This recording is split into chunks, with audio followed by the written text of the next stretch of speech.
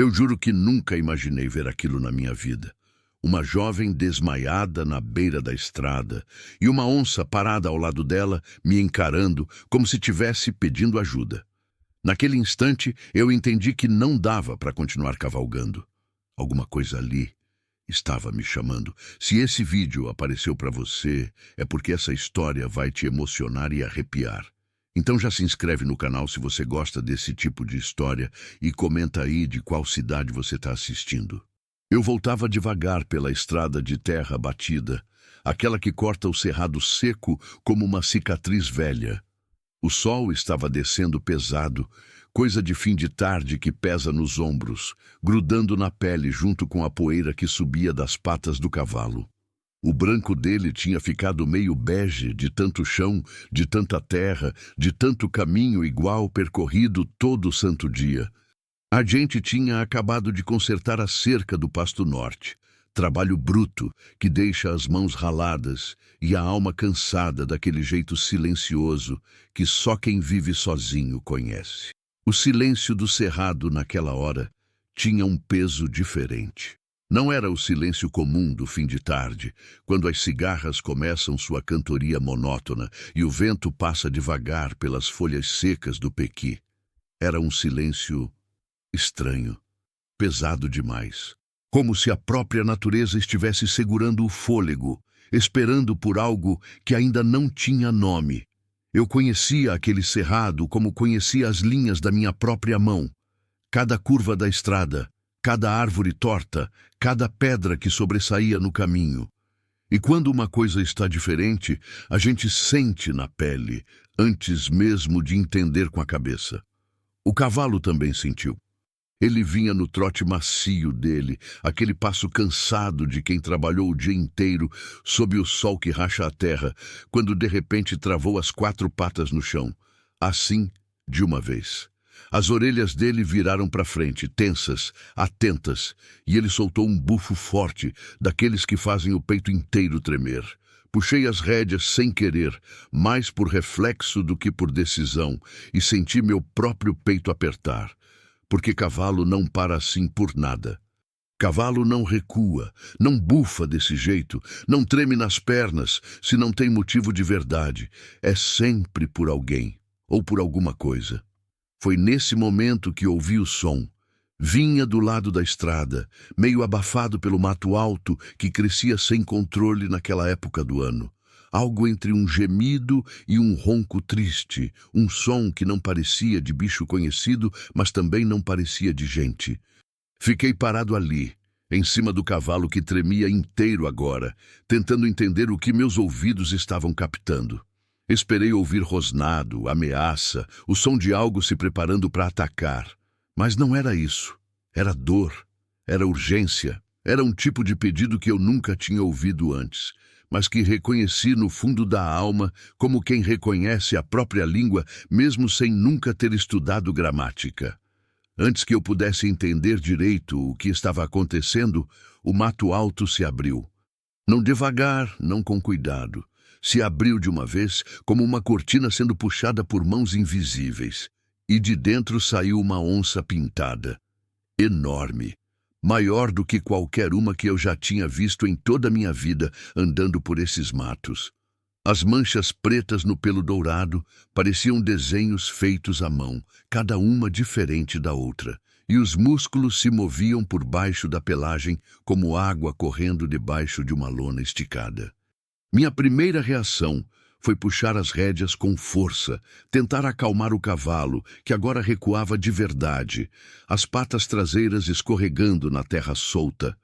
Minha segunda reação foi procurar a espingarda que eu sempre carregava amarrada na sela. Mas minha mão parou no meio do caminho, porque a onça não estava me olhando como o predador olha para a presa. Não tinha aquela tensão no corpo, aquele jeito encolhido e pronto para saltar que todo bicho selvagem tem antes de atacar. Ela andava de um lado para o outro, inquieta, nervosa, com as orelhas abaixadas e os olhos arregalados. Olhava para mim, depois virava a cabeça para um ponto específico no chão, do lado da estrada. Voltava a me olhar. Virava de novo, insistia, repetia o movimento como quem implora por atenção, como quem está tentando se fazer entender através de uma língua que não é a sua. E os olhos, meu Deus, os olhos daquele bicho tinham uma coisa que me arrepiou inteiro. Não era raiva, não era fome, era aflição, era desespero. Senti o cavalo tremer debaixo de mim, todo o corpo dele vibrando como corda de viola esticada demais. Senti minha própria mão suar nas rédeas de couro gastas pelo tempo. Tudo dentro de mim, cada instinto acumulado em anos vivendo nesse cerrado bravo, gritava para eu virar aquele cavalo e sair dali no galope mais rápido que ele conseguisse dar. Mas havia algo naquela agonia do bicho que não me deixava ir embora. Algo maior que o medo, mais forte que o instinto de sobrevivência. A onça soltou aquele som de novo, mais alto agora, mais urgente. Não era rosnado, era quase um choro rouco, sufocado como se viesse de um lugar tão fundo que nem ela mesma sabia que podia fazer aquele barulho. E continuou insistindo, olhando para mim e depois para o chão, me chamando, me pedindo, me implorando com aqueles olhos amarelos que brilhavam úmidos demais para ser só reflexo do sol poente. Respirei fundo. Uma vez, duas, três. Deixei o ar entrar devagar, enchendo o peito que estava apertado demais e tomei a decisão mais louca da minha vida inteira. Comecei a descer do cavalo, devagar, sem movimento brusco, sem tirar os olhos da onça. Meu pé tocou o chão e levantou uma nuvenzinha de poeira vermelha que grudou na bota surrada.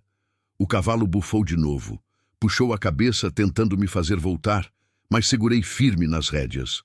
A onça recuou 2 passos quando meus pés tocaram a terra, mas não rosnou. Não mostrou os dentes, não arqueou as costas, só me olhou com aquela intensidade que doía de encontrar e soltou outro daqueles sons apertados, como se estivesse usando a última força que tinha para me fazer entender o que precisava ser entendido. Dei um passo na direção que ela indicava, só um, testando. A onça parou de andar de um lado para o outro e ficou quieta, apenas observando, o rabo batendo no chão, levantando pequenas nuvens de terra seca. Dei outro passo, e mais outro. Cada movimento meu era lento, calculado, consciente de que estava caminhando numa linha fina entre a vida e uma morte que podia vir rápida demais para eu nem perceber. Segui o olhar insistente da onça até a lateral da estrada. O mato ali era alto, capim colonião misturado com carrapicho e umas moitas de fedegoso que cresciam tortas tentando buscar o sol entre as árvores. Tinha um trecho onde o capim estava amassado, quebrado, como se algo pesado tivesse sido arrastado por ali. Ou como se alguém tivesse caído. Meu mundo parou quando vi. Ali, meio escondida entre o capim alto e a poeira da estrada, tinha uma jovem, caída, desmaiada. O corpo pequeno largado de um jeito que nenhum corpo deveria estar, com a cabeça virada num ângulo estranho e um dos braços esticado, a mão semi-aberta, como se tivesse tentado agarrar alguma coisa. Talvez ajuda, talvez ar, talvez a própria vida que estava escapando. Ela era magra. Magra de um jeito que dava vergonha na alma de ver. Daquele tipo de magreza que não vem de escolha, mas de falta, de fome, de dias e dias, sem nada entrando no estômago. As roupas estavam rasgadas, sujas de terra e sangue seco, como se ela tivesse sido arrastada por um bom pedaço de chão. Os pés descalços estavam feridos, cheios de cortes que ainda sangravam devagar, tingindo a terra em volta de um vermelho escuro que parecia preto na luz fraca do fim de tarde. Os lábios dela estavam rachados, partidos em vários lugares, com aquela cor meio roxa de quem passou tempo demais sem água. O rosto, mesmo sujo e machucado, era jovem. Não devia ter mais que 20 anos, talvez menos. E o peito subia num ritmo irregular, fraco, desesperado, como um pássaro ferido tentando voar com a asa quebrada. Cada respiração parecia custar um esforço imenso, como se o ar estivesse pesado demais para entrar, ou como se estivesse escapando dela mais rápido do que conseguia puxar. Fiquei parado ali, olhando, tentando processar o que estava vendo. Minha cabeça girava tentando montar o quebra-cabeça. Uma jovem, sozinha, machucada, desmaiada no meio do nada, e uma onça pintada, protegendo ela. Porque era isso que estava acontecendo, por mais impossível que parecesse. A onça não tinha atacado a menina. A onça estava cuidando dela. O bicho se aproximou nesse momento, andando devagar até ficar ao lado do corpo caído. Abaixou a cabeça enorme e empurrou levemente o ombro da jovem com o focinho, um movimento gentil, cuidadoso, como uma mãe tentando acordar um filho que dorme. A menina não reagiu, nem um gemido, nem um movimento, nada.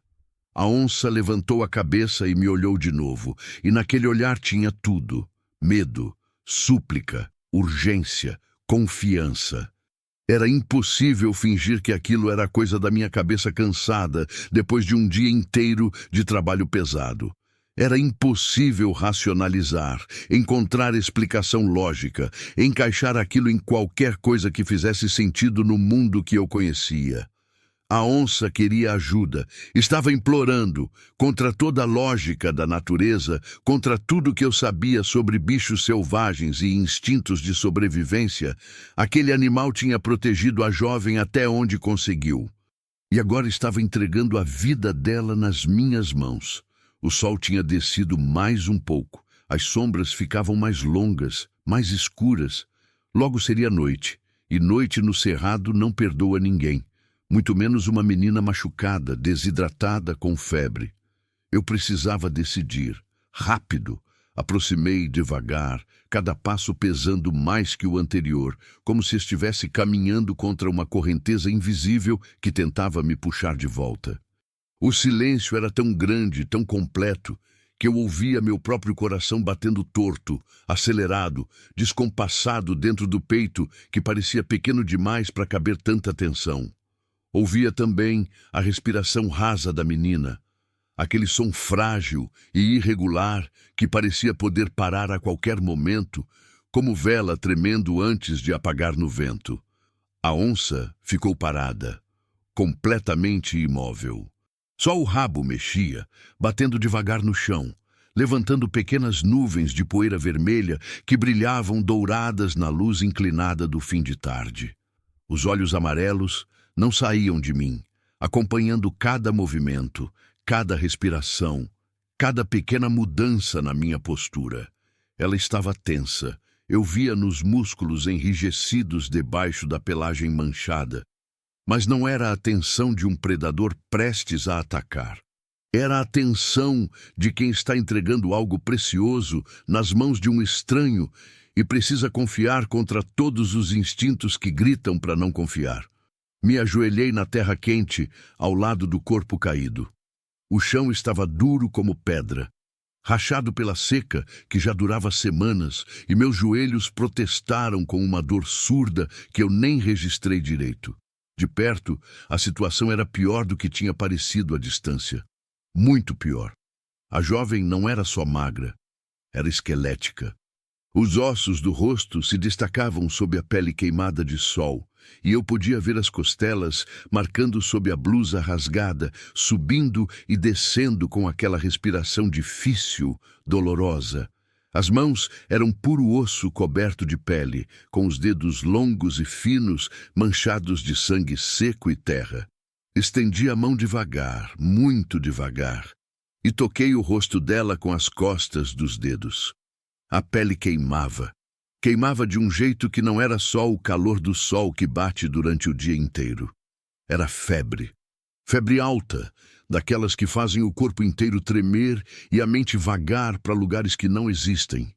Senti o calor irradiando dela, como se tivesse um braseiro aceso por dentro, consumindo o pouco que restava daquela vida frágil. Olhei para os ferimentos mais de perto. Os pés estavam em carne viva, com cortes profundos nas solas e nos calcanhares, alguns ainda sangrando, outros já começando a infeccionar, com as bordas vermelhas e inchadas.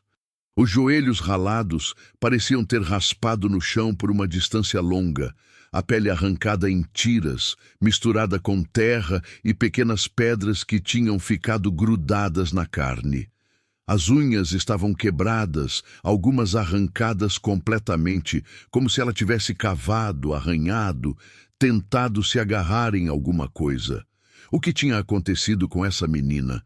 Quanto tempo ela estava ali? De onde tinha vindo? E como, em nome de tudo que é sagrado, uma onça pintada tinha acabado protegendo ela em vez de... Não quis completar o pensamento. Não quis imaginar o que normalmente acontece quando um predador daquele tamanho encontra alguém vulnerável, sozinho, incapaz de se defender. Mas aquilo não tinha sido o que aconteceu. De alguma forma, por algum motivo que minha cabeça não conseguia compreender, aquele bicho selvagem tinha escolhido proteger em vez de atacar. Tinha escolhido cuidar em vez de caçar. Passei a mão com cuidado pelo braço estendido da jovem, checando se tinha algum osso quebrado. Ela gemeu baixinho, um som tão fraco que quase não saiu, e o corpo estremeceu. A onça deu um passo à frente na mesma hora, as orelhas virando para trás, um rosnado baixo começando no fundo da garganta. Parei imediatamente, mantendo a mão no ar, os olhos fixos no animal. Calma. Falei baixinho, mais para mim mesmo do que para a onça. Calma, moça. Só tô tentando ajudar. Não sei se ela entendeu as palavras, mas algo no tom da minha voz deve ter passado a mensagem certa. O rosnado parou. As orelhas voltaram para a posição normal. Ela recuou meio passo e voltou a me observar com aquela intensidade que parecia ver através da pele, dos ossos, direto até a intenção que morava no fundo da alma. Continuei o exame, mais devagar ainda. Checava cada parte do corpo magro, procurando fraturas, sangramentos graves, alguma coisa que pudesse matar ela antes mesmo de eu conseguir tirá-la dali. Os braços pareciam inteiros, apesar dos arranhões. As pernas também, embora os ferimentos nos pés fossem sérios o bastante para precisar de cuidado imediato. Mas o pior era a desidratação e a febre. Isso eu via no jeito que os lábios tinham retraído sobre os dentes, na língua inchada que aparecia entre eles, na pele que tinha perdido toda a elasticidade e ficava marcada quando eu tocava. Quanto tempo uma pessoa aguenta sem água? 2 dias? 3? Olhei para o estado dela e pensei que devia estar bem perto do limite. Mais algumas horas sob aquele sol, com aquela febre, consumindo o que restava de líquido no corpo, e não teria mais nada que eu ou qualquer um pudesse fazer. Olhei para o céu. O sol já tinha descido além da linha das árvores, tingindo as nuvens de laranja e rosa, cores bonitas que escondiam a urgência do momento. Em menos de meia hora seria noite fechada. E eu ainda estava a uns bons 40 minutos de casa no trote. Se eu fosse a pé carregando ela, levaria mais de 1 hora. Talvez 2. E tinha que levar o cavalo também, porque não ia deixar o bicho sozinho ali no meio do nada, mesmo que ele fosse treinado para voltar sozinho. Não tinha escolha. Precisava levar ela comigo. Agora. Já.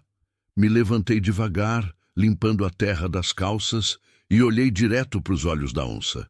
Ela me encarou de volta, imóvel como uma estátua de pedra, só o peito subindo e descendo com a respiração controlada. Era uma das criaturas mais lindas e mais perigosas que eu já tinha visto na vida. Podia me matar em segundos, se quisesse. Podia rasgar minha garganta antes que eu conseguisse dar 2 passos na direção do cavalo. Mas alguma coisa naqueles olhos, alguma coisa que ia além do instinto animal, me dizia que ela não ia fazer isso. Ela tinha me chamado ali, tinha me pedido ajuda, e agora ia me deixar levar a menina embora. Vou precisar pegar ela, falei em voz alta, sabendo que era meio ridículo falar com um bicho selvagem como se fosse gente, mas precisando fazer mesmo assim. Vou levar ela para minha casa, vou cuidar dela, você entende? A onça não se moveu. Continuou me olhando com aquela intensidade que parecia pesar fisicamente sobre meus ombros. Respirei fundo mais uma vez, juntando coragem, e me ajoelhei de novo ao lado do corpo desmaiado. Passei um braço por baixo dos ombros dela, outro por baixo dos joelhos. A pele queimava tanto que eu sentia através da manga da minha camisa. O corpo era tão leve que por um momento pensei que tinha pegado errado, que ela tinha escorregado dos meus braços. Mas não. Ela estava ali, mais leve que um fardo de capim seco, leve de um jeito que doía na alma só de sentir. Quanto tempo sem comer? Quanto tempo fugindo, correndo, se arrastando por esse cerrado bravo, até o corpo simplesmente desistir? Me levantei com ela nos braços. A cabeça dela caiu para o lado, descansando contra meu peito. Senti a respiração quente e irregular contra minha camisa. Senti o tremor fino que percorria aquele corpo frágil. Ela gemeu de novo, tão baixinho que mal dava para ouvir. E os dedos da mão se contraíram levemente, como se estivesse tentando agarrar alguma coisa mesmo inconsciente. A onça deu um passo à frente, depois outro. Ela se aproximou tanto que eu podia sentir o cheiro dela, um cheiro forte de mato, de terra molhada, de animal selvagem que não conhece paredes nem cercas. O focinho se aproximou da menina que eu segurava, cheirou o ar ao redor dela, aquele nariz úmido se movendo enquanto processava informações que eu nunca ia entender. Por um instante, um segundo congelado no tempo que pareceu durar uma eternidade, achei que ela ia avançar. Vi os músculos se tensionarem, vi as pupilas se dilatarem, vi o corpo inteiro se preparar para alguma coisa. Meu coração parou. Literalmente parou de bater. Eu estava segurando uma menina moribunda nos braços, a pelo menos 5 metros do meu cavalo, sem nenhuma chance de defesa se aquele bicho decidisse que tinha mudado de ideia sobre me deixar levar ela embora. Mas a onça não avançou. Em vez disso, fez uma coisa que eu nunca vou esquecer enquanto viver. Ela abaixou a cabeça, devagar, como um gesto de respeito, de despedida, de confiança. Não sei. Não tenho palavras para descrever o que vi naquele movimento. Mas era como se ela estivesse dizendo, vai. Como se estivesse entregando oficialmente aquela vida nos meus cuidados. Como se estivesse confiando em mim uma responsabilidade sagrada que eu não tinha pedido, mas que agora era minha. Dei um passo para trás, devagar, depois outro. Não tirei os olhos da onça. Ela levantou a cabeça e ficou me observando, completamente imóvel, uma estátua viva no meio daquela estrada de terra batida. Dei mais um passo, e mais outro. Meus pés encontraram o chão de forma automática, o corpo se movendo, enquanto a mente ainda tentava processar tudo o que tinha acontecido nos últimos minutos. Cheguei até o cavalo. Ele tinha recuado uns bons metros, as orelhas ainda para trás, os olhos arregalados fixos na onça. Segurava as rédeas com uma mão só, a outra sustentando a menina contra meu peito, e precisei de 3 tentativas para conseguir me posicionar direito para subir. Como é que eu ia montar segurando ela? Como é que ia fazer isso sem deixá-la cair, sem machucá-la mais ainda? Resolvi do jeito que dava. Segurei firme a menina com o braço esquerdo, apertando ela contra mim, e usei a mão direita para agarrar a sela. Coloquei o pé no estribo e me impulsionei para cima num movimento que não foi nem um pouco elegante. O cavalo dançou para o lado, assustado com o peso desigual, e por um segundo terrível, pensei que ia cair, que ia derrubar a menina, que tudo ia dar errado. Mas consegui. Me acomodei na sela com ela atravessada no meu colo, a cabeça dela apoiada no meu ombro, os braços finos balançando frouxos a cada movimento do cavalo. Ajeitei ela da melhor forma possível, tentando fazer com que ficasse numa posição que não machucasse mais, e peguei as rédeas com a mão direita. A esquerda ficou segurando ela firme contra mim, sentindo a febre que irradiava daquele corpo pequeno, sentindo o tremor que não parava, sentindo cada respiração difícil que entrava e saía. Antes de virar o cavalo, Olhei para trás uma última vez. A onça ainda estava lá, no mesmo lugar, sentada no barranco à beira da estrada. A luz do fim de tarde batia nela de um jeito que fazia a pelagem brilhar como ouro velho, as manchas pretas parecendo sombras pintadas por um artista que entendia de beleza e perigo. Os olhos amarelos me acompanharam, brilhando com um tipo de dor que eu nem sabia que um bicho podia sentir. Ela não se mexeu quando dei a volta. Não tentou seguir, não rosnou, não fez som algum. Só ficou ali, observando, como uma guardiã que tinha cumprido sua missão e agora precisava deixar ir. Por quanto tempo ela tinha ficado ali protegendo aquela menina? Horas? Um dia inteiro? Mais? O que tinha acontecido para fazer uma criatura selvagem agir contra todos os seus instintos? Toquei os calcanhares nos flancos do cavalo. Gentil, porque ele já estava nervoso demais, e o bicho começou a andar. Um passo, 2, 3, ganhando velocidade aos poucos, o trote ainda meio hesitante, ainda olhando para trás onde a onça continuava imóvel. Eu também olhei. Não conseguia deixar de olhar. Era como se um fio invisível nos conectasse, e ele só ia se romper quando a distância ficasse grande demais. A onça ficou sentada ali até sumir na curva da estrada, até virar uma sombra entre as sombras, até se tornar parte da paisagem e depois desaparecer completamente. O último que vi foram os olhos. 2 pontos amarelos brilhando no meio do mato como estrelas caídas que tinham se perdido no caminho do céu. E então nem isso. Só a estrada, o cerrado, o sol morrendo no horizonte e o peso daquela vida frágil nos meus braços. A cavalgada de volta pareceu durar uma eternidade e ao mesmo tempo passar rápido demais. O cavalo sentia minha urgência e tentava ir mais rápido, mas eu precisava frear ele constantemente, porque cada solavanco fazia a menina gemer baixinho, mesmo inconsciente. Cada buraco na estrada, cada pedra, cada desnível do terreno significava mais dor para ela. Mais uma chance do corpo frágil finalmente desistir. Falei com ela durante todo o caminho, baixinho, num murmúrio constante que se misturava com o som das patas do cavalo na terra batida e o canto noturno das cigarras que começava a tomar conta do cerrado. Não sei se ela ouvia, não sei se alguma parte daquela mente febril registrava as palavras, mas eu precisava falar. Precisava dizer que estava ali, que ela não estava sozinha, que não ia deixá-la morrer. Aguenta firme, menina, sussurrava, a boca perto da testa quente dela.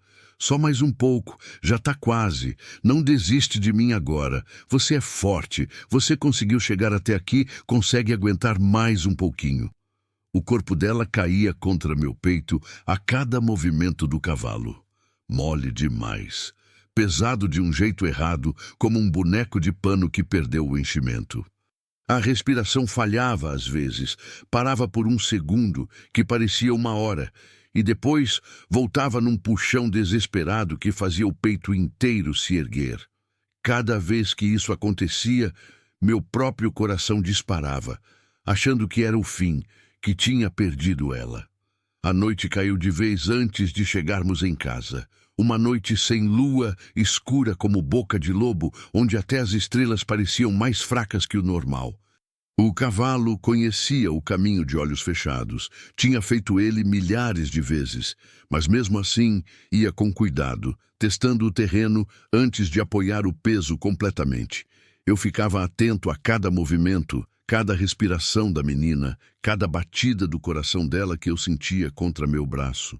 Quando as luzes da casa finalmente apareceram na distância, só 2 lâmpadas fracas que eu tinha deixado acesas na varanda, senti um alívio tão grande que quase doeu fisicamente. Ainda não estava salva, longe disso, mas pelo menos íamos ter água, abrigo, um lugar quente e seco onde eu podia tentar fazer alguma coisa para ajudar. Fiz o cavalo parar bem na frente da varanda. Desci com ela nos braços, tropeçando um pouco porque minhas pernas estavam dormentes, de tanto tempo na mesma posição. A menina nem se mexeu, completamente inconsciente agora, o corpo entregue àquele estado entre a vida e a morte, onde nada mais importa além da próxima respiração. Subi os 3 degraus da varanda e empurrei a porta com o ombro. A casa estava escura, silenciosa, cheirando a poeira e solidão como sempre. Não acendi luz nenhuma ainda. Fui direto para o meu quarto, o único quarto da casa, segurando ela com cuidado, e deitei ela na minha cama. A cama onde eu dormia sozinho fazia tantos anos que tinha parado de contar. Ela afundou no colchão velho, tão pequena que parecia uma criança, embora eu soubesse que devia ter seus 20 anos, talvez um pouco menos. Fiquei parado ali por um segundo, só olhando, tentando decidir por onde começar. Tinha tanta coisa errada, tantos ferimentos, tanta febre, tanta necessidade. Água. Primeiro tinha que ser água. Fui até a cozinha tropeçando na escuridão, acendi a lamparina a querosene que ficava na mesa e peguei o filtro de barro, enchi uma caneca com água fresca e voltei para o quarto. Sentei na beira da cama. Passei um braço por baixo da cabeça dela para levantar um pouco e encostei a borda da caneca nos lábios rachados. "Vamos, menina", murmurei. "Só um golinho, só para começar." A água escorreu pela lateral da boca. Ela não engoliu. Tentei de novo, inclinando a caneca num ângulo melhor, deixando só algumas gotas caírem. Dessa vez, vi a garganta se mover. Um movimento pequenininho, quase imperceptível, mas estava lá. Ela tinha engolido. Continuei assim, pacientemente, gota por gota, esperando entre cada uma para dar tempo do corpo processar, até que tinha conseguido fazer entrar talvez meia caneca. Quando ela começou a tossir, fraca e molhada, parei imediatamente. Virei ela de lado com cuidado para não engasgar e esperei a tosse passar. O corpo tremeu inteiro com o esforço e, mais uma vez, achei que ia perder ela ali mesmo. Mas passou. A respiração voltou, ainda irregular, ainda difícil, mas voltou. Fui buscar panos limpos, uma bacia com água morna, sabão. Voltei e comecei o trabalho lento de limpar os ferimentos. Os pés primeiro, lavando a terra, o sangue seco, tirando com cuidado as pedrinhas que tinham ficado grudadas na carne. Ela gemeu quando toquei os cortes mais fundos, o rosto se contraindo de dor, mesmo inconsciente. Trabalhei o mais gentil possível. Mas alguns ferimentos precisavam ser limpos direito, se não iam infeccionar pior ainda. Depois, os joelhos, os braços, o rosto. Cada pedaço de pele exposta que estava machucado, sujo, precisando de cuidado. A água na bacia foi ficando vermelha, turva. Troquei 3 vezes antes de terminar. E durante todo o tempo, a febre não dava trégua. A pele continuava queimando sob meus dedos, o corpo tremendo com aqueles calafrios que vêm de dentro. Peguei todos os panos limpos que tinha, molhei eles em água fria e comecei a colocar sobre a testa, o pescoço, os pulsos. Precisava baixar aquela febre. Precisava dar uma chance para o corpo dela lutar. Fiquei ali, trocando os panos conforme eles esquentavam, dando mais água quando ela parecia capaz de engolir, rezando baixinho orações que minha mãe tinha me ensinado quando eu era criança e que eu não falava fazia anos. A madrugada foi longa, a mais longa da minha vida.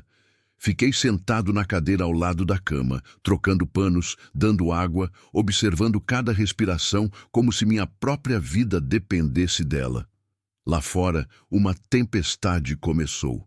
Trovões quebravam o céu, relâmpagos iluminavam o quarto por frações de segundo, mostrando o rosto pálido da menina contra os lençóis brancos. A chuva batia no telhado de zinco com uma violência que parecia querer derrubar a casa. E dentro daquele quarto pequeno e quente, a respiração dela quebrava também, falhava, lutava para continuar. Houve momentos em que achei que tinha perdido ela. Momentos onde a respiração ficava tão fraca, tão irregular, que eu colocava a mão sobre o peito dela só para ter certeza que o coração ainda batia. E continuava, teimoso, fraco, mas teimoso, igual a vida às vezes é. Quando o primeiro raio de sol atravessou a janela, tingindo tudo de dourado, eu ainda estava ali, exausto. As costas doendo de tanto ficar sentado na mesma posição, os olhos ardendo de sono, mas ali, segurando firme naquela vigília que tinha se tornado a coisa mais importante que eu já tinha feito na vida. Coloquei a mão na testa dela, e pela primeira vez em horas, senti que a febre tinha cedido um pouco. Não tinha passado, ainda estava alta. Mas não estava tão alta quanto antes. O peito subia mais firme, mais regular. A vida, teimosa e brava, ainda estava ali. Me levantei da cadeira com dificuldade, as juntas estalando, e fui até a porta para respirar. Precisava de ar, precisava ver o céu. A tempestade tinha passado e deixado tudo lavado, cheirando a terra molhada e recomeço. E foi quando vi. Na beira da mata, onde o cerrado se fechava em sombras verdes e douradas, tinha 2 olhos amarelos me observando.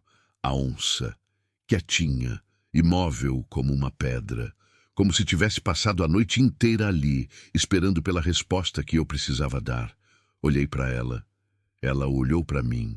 E naquele momento de silêncio completo, onde só se ouvia o pingar da chuva caindo das folhas e o canto distante de um pássaro matinal, eu entendi tudo. Entendi que aquela estrada de terra batida não era só caminho, era destino. Entendi que algumas coisas não têm explicação e que tentar encontrar explicação é desperdiçar o milagre. Entendi que naquele dia uma onça tinha me escolhido para salvar alguém e eu tinha obedecido. A onça ficou me olhando por mais alguns segundos que pareceram eternos. Depois, lentamente, virou o corpo e sumiu no cerrado, como fumaça se dissolvendo no vento, como se nunca tivesse estado ali. Só restaram as marcas das patas na terra molhada, provas de que eu não tinha sonhado, de que aquilo tinha sido real. Voltei para o quarto. A menina ainda dormia, a respiração mais calma agora. Sentei de novo na cadeira, apoiei os cotovelos nos joelhos e a cabeça nas mãos e deixei o cansaço tomar conta. Só por 1 minuto. Só para descansar os olhos. Só para... Acordei com o sol já alto, entrando pela janela e batendo direto no meu rosto. Levei um susto quando abri os olhos e vi onde estava. Ainda sentado naquela cadeira desconfortável, o corpo todo doendo como se tivesse apanhado. Quanto tempo tinha dormido? 1 hora? 2? Pelo ângulo do sol, devia ser meio da manhã já. Me levantei num pulo, o coração disparado, e olhei para a cama. A menina ainda estava lá, imóvel, tão quieta que por um segundo terrível pensei que... Mas não. O peito subia, descia. Subia de novo, devagar, mas constante. Ela estava viva. Aproximei e coloquei a mão na testa dela de novo. A febre tinha baixado mais. Ainda estava quente, mas não era mais aquele calor de brasa que queimava a pele ontem. Era um calor de febre comum, do tipo que o corpo sabe lidar se tiver água e descanso. Os lábios continuavam rachados, mas não tão roxos quanto antes. A respiração vinha mais fácil, sem aquele esforço desesperado de quem está se afogando no ar. Fui até a cozinha tropeçando nas próprias pernas, ainda meio zonzo de cansaço. Acendi o fogão a lenha, coloquei água para ferver, preparei um caldo ralo de galinha com arroz. Nada muito forte. O estômago dela não ia aguentar comida pesada depois de tanto tempo vazia. Mas precisava de alguma coisa além de água. Precisava de força para se recuperar. Enquanto o caldo cozinhava, saí para cuidar dos bichos. A rotina não espera por nada, nem por menina moribunda dormindo na sua cama. As galinhas ciscavam impacientes no terreiro, o cavalo relinchava no curral pedindo ração e água fresca. Me senti culpado por ter deixado ele preso a noite toda, ainda selado. Tirei a sela com cuidado, escovei o pelo que estava grudado de suor seco, dei capim e água. O bicho bebeu como se tivesse cruzado o deserto. Você foi bravo ontem, falei para ele, passando a mão pelo pescoço forte. Mais bravo que eu. Ele bufou e voltou a comer, sem muita cerimônia. Bichos são assim. Não ficam relembrando os momentos difíceis. Seguem em frente porque não sabem fazer outra coisa. Voltei para dentro quando o caldo ficou pronto. Peguei uma caneca, enchi até a metade, testei a temperatura. Morno, bom o suficiente. Voltei para o quarto e sentei na beira da cama, segurando a caneca numa mão e levantando a cabeça dela gentilmente com a outra.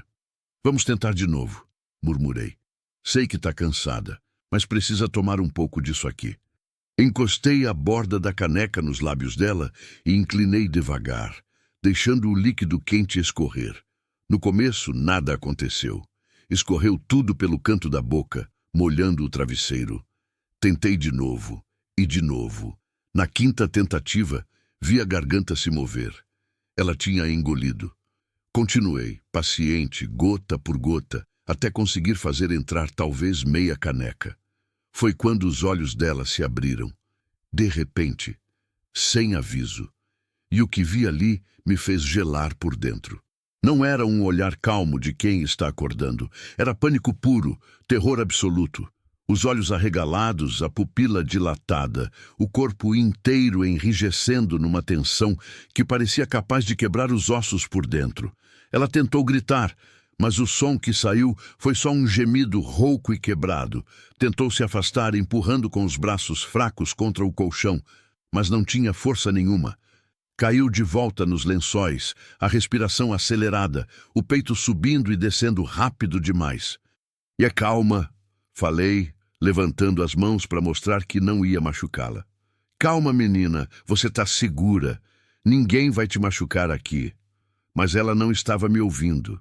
Os olhos continuavam arregalados, olhando para tudo e para nada ao mesmo tempo. Como bicho acuado que não sabe para onde correr. A respiração ficando mais difícil, mais rápida, os lábios começando a ficar azuis de novo. Escuta minha voz, insisti, mantendo o tom baixo e calmo, como quando preciso acalmar um cavalo assustado. Você estava machucada na estrada. Eu te trouxe para minha casa, te cuidei a noite toda. Tá segura agora. Ninguém vai te fazer mal aqui. Lentamente, muito lentamente, as palavras pareceram atravessar o pânico e chegar até ela. A respiração ainda estava acelerada, mas começou a desacelerar. Os olhos ainda estavam arregalados, mas agora focavam em mim em vez de vagar pelo quarto sem ver nada. Vi lágrimas se formarem nos cantos e escorrerem pelas têmporas até molharem o travesseiro. Onde? A voz dela saiu tão fraca que precisei me inclinar para ouvir. Onde eu tô? Na minha casa, respondi devagar. Minha fazenda. Você estava caída na estrada ontem, desidratada, com febre. Te trouxe para cá. Ela tentou sentar, mas o corpo não obedeceu. Caiu de volta com um gemido de dor e frustração. Não tenta se mexer ainda, falei. Você passou por muita coisa. Precisa descansar. A onça... Ela sussurrou, os olhos se arregalando de novo. Tinha uma onça. Eu sei, confirmei, e vi a surpresa no rosto dela. Foi a onça que me chamou. Ela te achou primeiro. Te protegeu até eu chegar. Os olhos dela se encheram de mais lágrimas. A boca tremeu. E então ela fez uma coisa que não esperava. Começou a chorar. Não aquele choro silencioso de quem não quer incomodar. Era um choro pesado, desesperado, de quem segurou forte demais por tempo demais e finalmente pode soltar. Fiquei ali, sem saber direito o que fazer. Não sou bom com choro. Nunca fui. Mas alguma coisa dentro de mim sabia que ela precisava daquilo. Precisava deixar sair toda a dor, todo o medo, todo o desespero que tinha carregado até aquele ponto. Quando o choro finalmente acalmou, transformando-se em soluços baixos e cansados, ela me olhou de novo, e pela primeira vez vi realmente quem estava deitada naquela cama. Não era só uma menina machucada. Era alguém que tinha sobrevivido a alguma coisa terrível. Alguém que tinha lutado com unhas e dentes para continuar respirando. E que, contra todas as probabilidades, tinha conseguido. "Como você se chama?" perguntei baixinho. Ela abriu a boca, fechou, tentou de novo e, finalmente, num fio de voz quase inaudível, respondeu: "Maria Clara." "Maria Clara", repeti testando o nome. "Eu sou João e você está segura aqui, Maria Clara. Pode descansar, pode parar de correr agora." Ela me olhou por mais um momento, como se estivesse avaliando se podia confiar ou não. Então os olhos se fecharam devagar, o corpo relaxando de volta no colchão, e ela voltou a dormir.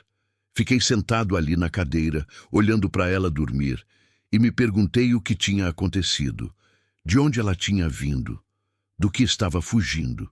Mas essas perguntas podiam esperar. Por enquanto, o importante era que ela estava viva, estava segura, e enquanto estivesse na minha casa, ia continuar assim. Lá fora, o cerrado seguia seu ritmo eterno. As cigarras cantavam, o vento balançava as árvores, e em algum lugar naquele verde profundo, uma onça voltava para as sombras de onde tinha saído. Sua missão cumprida, seu milagre entregue em mãos certas. Os dias que seguiram foram estranhos. Estranhos de um jeito que eu não sabia lidar direito. A fazenda sempre foi minha, só minha, desde que enterrei minha mãe fazia quase 10 anos. Eu tinha me acostumado com o silêncio, com a rotina solitária, com o jeito que a casa ficava parada e vazia, esperando eu voltar do trabalho. Agora tinha outra pessoa ali, outra respiração além da minha, outro coração batendo dentro daquelas paredes de adobe que conheciam só a minha solidão. Maria Clara dormia a maior parte do tempo. O corpo dela estava se recuperando do jeito que corpos machucados fazem quando finalmente encontram um lugar seguro para descansar. Ela acordava de vez em quando, sempre assustada no começo, sempre com aquele pânico nos olhos até lembrar onde estava. Eu dava água, dava caldo, trocava os curativos dos pés e dos joelhos que estavam começando a sarar, mesmo que devagar. Ela não falava muito. E eu não perguntava. Sabia que tinha uma história ali. Uma história pesada que tinha deixado aquelas marcas fundas demais para serem só físicas. Mas a história dela ia sair quando estivesse pronta. Forçar só ia fazer mais mal que bem. No terceiro dia, ela conseguiu sentar na cama sozinha. Foi um esforço imenso. Eu via nos braços tremendo, no rosto se contraindo de dor, no jeito que ela precisava parar a cada poucos centímetros para recuperar o fôlego. Mas conseguiu. Ficou sentada ali, apoiada nos travesseiros que eu tinha empilhado atrás dela, olhando pela janela para o cerrado que se estendia até onde a vista alcançava. "É bonito aqui", ela disse, a voz ainda fraca, mas mais firme que antes. "É", concordei, trazendo uma tigela de sopa de legumes que tinha acabado de fazer. "É isolado também. A cidade mais próxima fica a quase 2 horas de caminhonete, mas tem uma paz que não se acha em outro lugar." Ela pegou a tigela com as 2 mãos, ainda tremendo um pouco, e tomou devagar. Vi que conseguia engolir melhor agora, que o estômago estava aceitando comida sem revirar. Bom sinal. O corpo estava lembrando como funcionar direito. "Quanto tempo eu fiquei?" Ela parou, procurando as palavras. "Quanto tempo eu estava na estrada antes de você me achar?" "Não sei", respondi honesto. "Quando te encontrei, você já estava desmaiada. Pelos ferimentos, pelo estado que você estava. Eu diria que fazia uns 2, talvez 3 dias que você estava andando. Sem água, sem comida, sob o sol." Ela assentiu devagar, os olhos ficando distantes, como se estivesse vendo coisas que eu não podia ver. Coisas que tinha deixado para trás. "A onça", ela disse de repente. "Você viu mesmo ela, não viu? Não foi febre, não foi minha cabeça inventando coisa. Vi, confirmei, grande, pintada, os olhos mais amarelos que eu já vi na vida. Ela te achou primeiro, te protegeu. Quando me chamou, ela estava desesperada, como se soubesse que não podia te ajudar mais, mas não queria te deixar sozinha. Maria Clara fechou os olhos e 2 lágrimas escorreram devagar pelas bochechas ainda magras demais. Ela não limpou, deixou escorrer. Eu lembro dela. Sussurrou. Não direito, tudo tá meio embaralhado na minha cabeça. Mas lembro de estar caindo, de não conseguir mais andar, de achar que ia morrer ali. E então teve um peso quente do meu lado, cheiro de mato, respiração perto do meu rosto. Pensei que era o fim, mas não foi. Foi cuidado, foi proteção. Fiquei quieto, deixando ela falar no tempo dela. Minha avó costumava contar histórias. Ela continuou, a voz ficando mais suave, quase sonhadora. Histórias antigas, dessas que passam de geração em geração. Ela dizia que às vezes os bichos sabem coisas que a gente não sabe, que eles veem coisas que a gente não vê, que quando um bicho selvagem escolhe proteger em vez de atacar, é porque tem alguma coisa maior acontecendo. Sua avó era sábia, falei baixinho. Era, Maria Clara concordou, e a palavra veio carregada de uma dor que não precisava de explicação. Era. Passado. Já não estava mais. Ela terminou a sopa em silêncio. Eu peguei a tigela vazia e fiquei ali parado, sem saber se devia ir embora e deixar ela descansar ou ficar caso precisasse de alguma coisa. Foi ela quem quebrou o silêncio. Por que você me ajudou? A pergunta veio direta, sem rodeios. Você não me conhece, não sabe nada sobre mim, podia ter me deixado lá, seguido o seu caminho. Pensei na resposta, pensei de verdade, porque ela merecia honestidade. Não sei se foi escolha, respondi devagar. A onça me chamou. E quando cheguei perto, quando vi você ali, não tinha como ir embora. Não sou de muita religião, Maria Clara, mas algumas coisas a gente sente que não pode ignorar. Algumas coisas são maiores que a gente. Ela me olhou por um longo momento. Aqueles olhos castanhos escuros, estudando meu rosto como se estivesse procurando mentira e não encontrando. Obrigada, disse finalmente. Eu sei que isso não é suficiente. Sei que 2 palavras não pagam uma vida. Mas é tudo que eu tenho agora. É suficiente, garanti. Descansa agora. Amanhã a gente conversa mais, se você quiser. Saí do quarto e fechei a porta devagar atrás de mim. Fui para a cozinha, lavei a tigela, fiquei olhando pela janela para o terreiro, onde as galinhas ciscavam despreocupadas e o cavalo branco pastava na sombra da mangueira. Vida normal, rotina normal, mas nada parecia normal mais. À noite, depois de fazer a última ronda pelos currais e trancar as galinhas no galinheiro, voltei para casa e me preparei para dormir na rede que tinha armado na sala. Minha cama estava ocupada e ia ficar assim até Maria Clara ter forças para se mexer direito. Não me importava. A rede era confortável o suficiente e eu já tinha dormido em lugares piores. Estava quase pegando no sono quando ouvi o grito. Agudo, desesperado, cheio de terror puro. Levantei num pulo, tropeçando na rede, e corri para o quarto. Maria Clara estava sentada na cama, o corpo tenso, os olhos arregalados fixos em alguma coisa que só ela podia ver. As mãos agarravam os lençóis com tanta força que os dedos tinham ficado brancos. A respiração vinha rápida aos soluços, como se estivesse se afogando. Maria Clara! Chamei baixinho, não querendo assustá-la mais. Tá tudo bem, foi só um pesadelo. Você tá segura. Ela olhou para mim, mas demorou alguns segundos até realmente me ver, até voltar daquele lugar terrível onde o sonho tinha levado ela. Quando voltou, desabou em soluços. Ele vem. Ela chorava, a voz quebrada. Ele sempre vem. Nos sonhos, na lembrança, ele não me deixa em paz. Aproximei devagar e sentei na beira da cama, mantendo distância para não invadir o espaço dela. Quem vem? Perguntei gentilmente. Ela balançou a cabeça, ainda chorando. Não consigo falar sobre isso. Não agora. Não ainda. Tudo bem, assegurei. Você não precisa falar de nada que não quer, mas eu tô aqui. A porta tá trancada. Ninguém vai entrar aqui. Ninguém vai te machucar enquanto você estiver nessa casa. Isso eu prometo. Ela me olhou com aqueles olhos vermelhos de tanto chorar.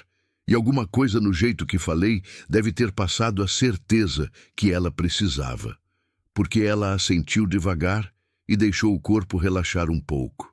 Pode voltar a dormir, ela disse, limpando as lágrimas com as costas da mão. Desculpa ter te acordado. Não me desculpa por isso, falei levantando.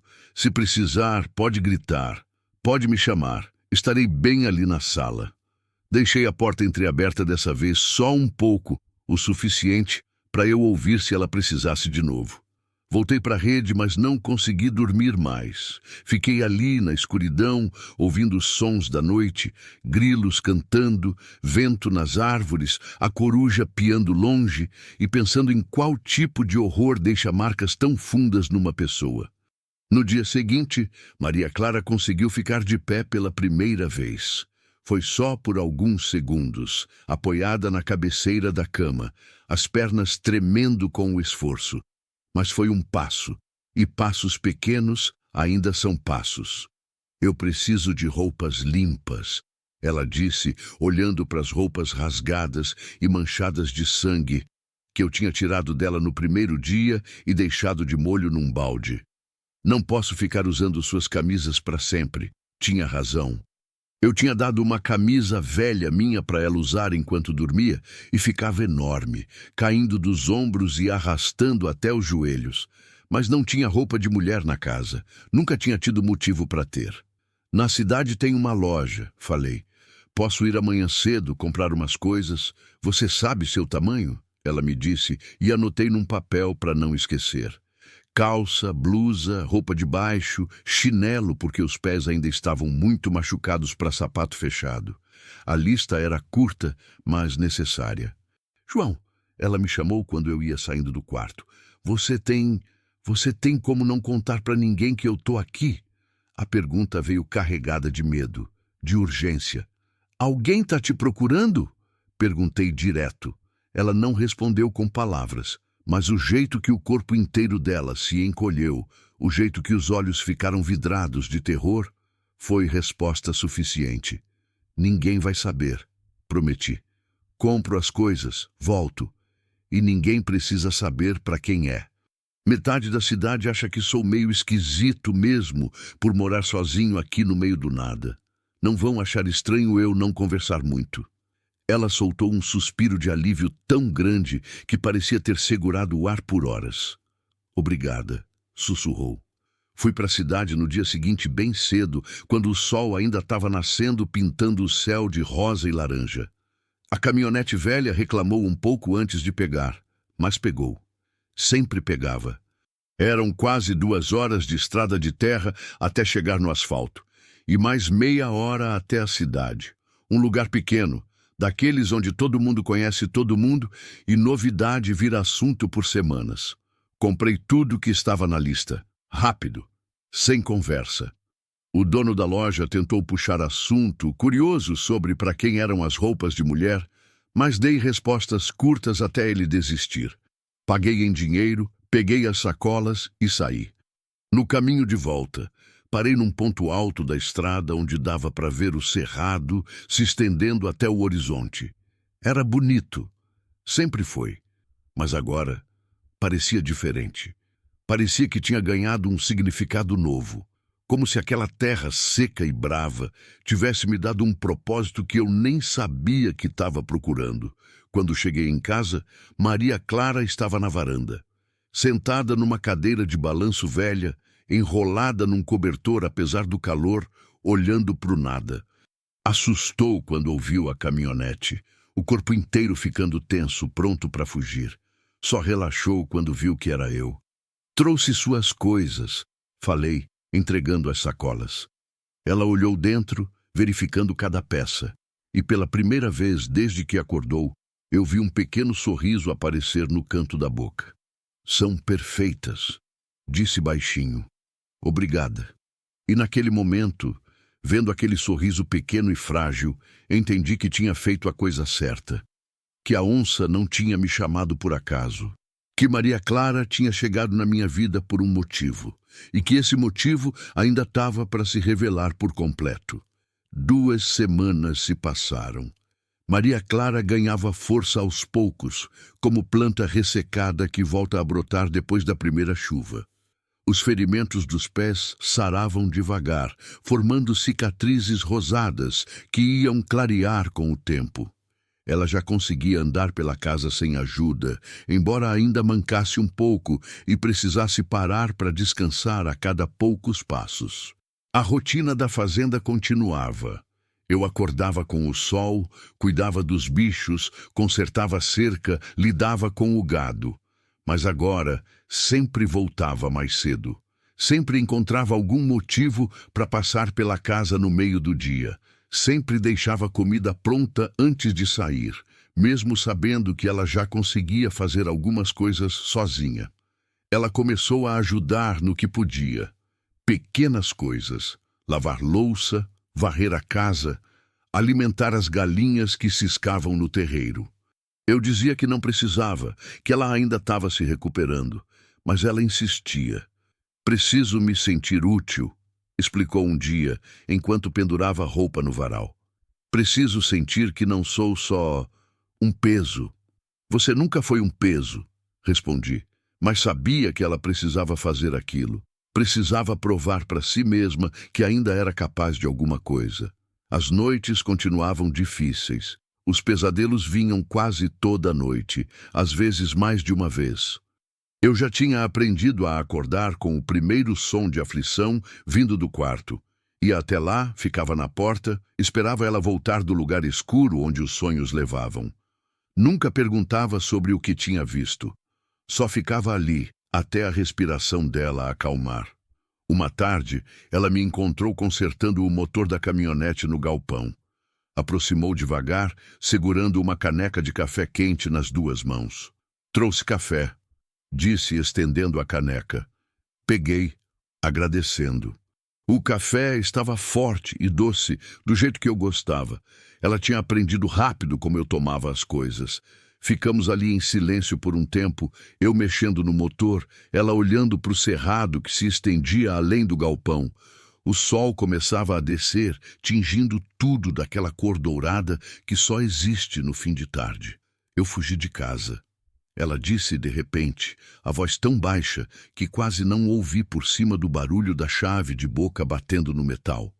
Parei o que estava fazendo. Não olhei para ela. Sabia que se olhasse, ela podia se fechar de novo. Tinha um homem, continuou, as palavras saindo devagar, custando esforço. Homem rico, poderoso, amigo do meu padrasto. Eles combinaram que eu ia casar com ele. Não me perguntaram. Não quiseram saber o que eu achava. Só decidiram e pronto. Apertei a chave de boca com mais força que o necessário. Senti a raiva subindo, mas mantive a voz calma. E você não quis? Não quis, confirmou. Ele era velho, cruel. Vi o jeito que ele tratava os empregados, os animais, todo mundo que ele achava inferior. Sabia o que ia acontecer se eu casasse. Ia virar propriedade dele. Mais uma coisa que ele possuía. Ela parou, respirou fundo. Continuou. Tentei falar com minha mãe. Implorei.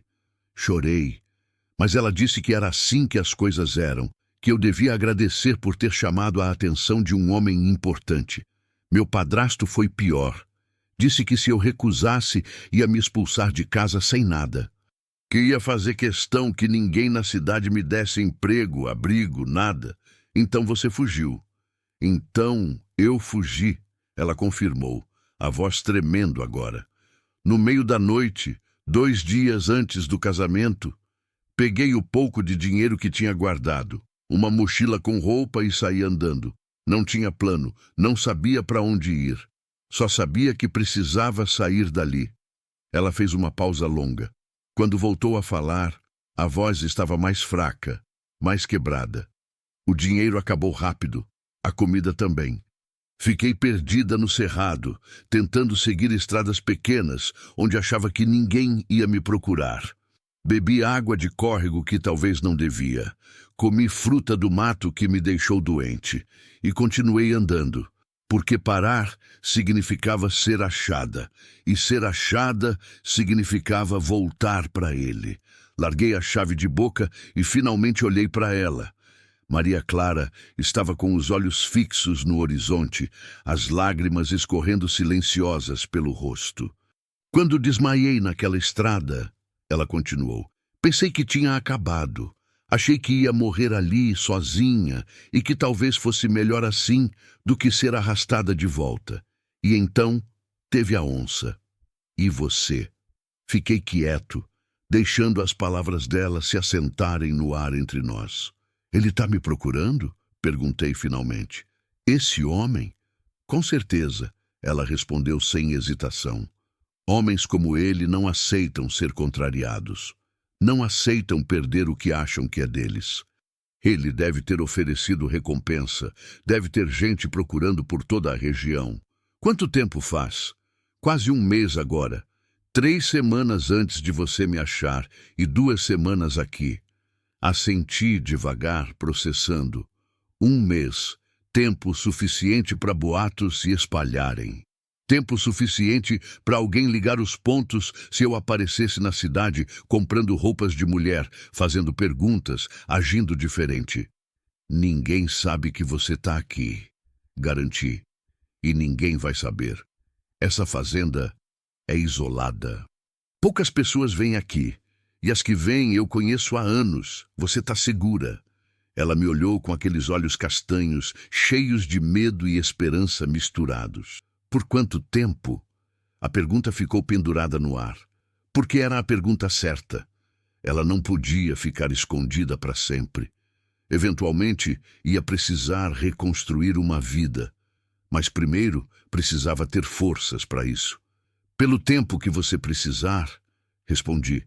Até você decidir o que quer fazer, para onde quer ir, como quer viver. Aqui você tem tempo para pensar, tempo para se recuperar, tempo para se preparar para o que vier depois. Ela fechou os olhos e mais lágrimas escorreram, mas dessa vez não eram lágrimas de medo ou tristeza. Eram de alívio. Obrigada, sussurrou. Obrigada por não me fazer perguntas antes. Obrigada por não me entregar. Obrigada por... Não precisa agradecer. Cortei gentilmente. Não faço isso esperando nada em troca. Faço porque é o certo. Ela abriu os olhos e me olhou de um jeito novo. Como se estivesse me vendo de verdade pela primeira vez. Você é um homem bom, João. Não soube o que responder a isso. Nunca tinha me considerado bom ou ruim. Só era o que era. Fazia o que achava certo e tentava dormir de consciência limpa. Voltei para o motor. Ela ficou ali mais um pouco, terminando o café dela antes de voltar para casa. E quando saiu, senti que alguma coisa tinha mudado, que uma parede tinha caído, que a confiança, frágil e cautelosa, tinha começado a crescer. Naquela noite, depois do jantar, ela ficou sentada na varanda comigo. A noite estava clara, cheia de estrelas, o tipo de noite que faz a gente se sentir pequeno e grande ao mesmo tempo.